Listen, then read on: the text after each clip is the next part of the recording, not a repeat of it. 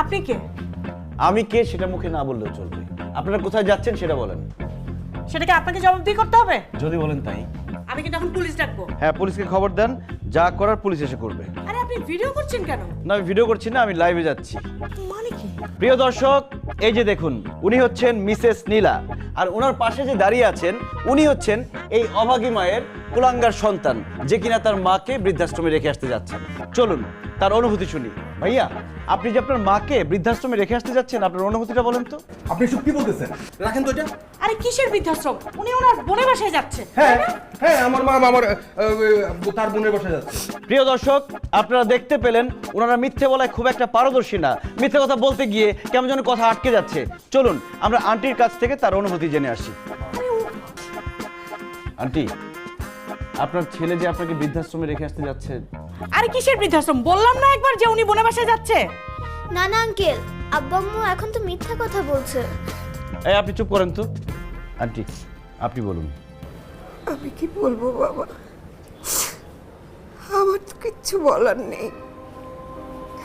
আসলে কি জানো, মানুষ যখন বুড়ো হয়ে যায় তখন সংসারে আর তার কোনো প্রয়োজন থাকে না।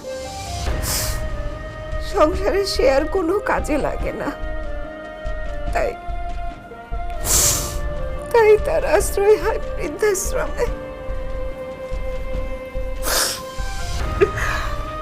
এই যে আমার ছেলেটা দেখছো, ওকে আমি একা মানুষ করেছি। ছোটবেলায় ও খুব ভয় পেত, বলতো মা আমার খুব ভয় করে, মা তুমি আমাকে ছেড়ে যেও না। আমি ওর মাথায় হাত বুলিয়ে দিতাম, ও যতক্ষণ না ঘুমাতো ততক্ষণ কাছে বসে থাকতাম। সেই ছেলে এখন আর ভয় পায় না। এখন এখন ওর জীবনে আমার প্রয়োজনীয়তা শেষ হয়ে গেছে। আমার বৃদ্ধাশ্রমে যেতে কোনো আপত্তি নেই বাবা। আমি বৃদ্ধাশ্রমে গেলে ও যদি সুখে থাকে তাহলে আমিও সুখে থাকবো বাবা। আমার সন্তানের সুখই আমার সুখ। আমার কোনো আপত্তি নেই, আমি চাই ওরা সুখে থাক, ওরা শান্তিতে থাক।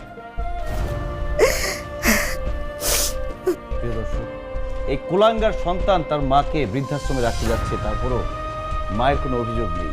এই ধরনের কুলাঙ্গার সন্তানদের কি করা উচিত? থুতু মারা উচিত না? এই ধরনের কুলাঙ্গার সন্তান যাতে কোনো মায়ের পেটে না জন্মায়। মা, আমি ভুল করতে যাচ্ছিলাম মা, আমি আসলে ভুলে গিয়েছিলাম। তুমি কত কষ্ট করে আমাকে বড় করেছো মা, তুমি আমাকে ক্ষমা করে দাও মা, আমাকে পাপ থেকে মুক্ত করে দাও মা, আমি তোমার কাছে ক্ষমা চাই মা, মা তুমি ক্ষমা করে দাও মা। মা আমাদেরকে ক্ষমা করে দেন, আমাদেরকে মাফ করে দেন।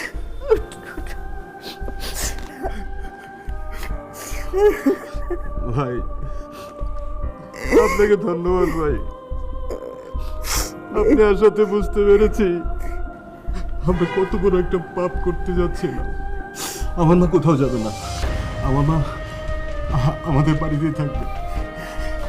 চলো মা, চলো ঘরে চলো।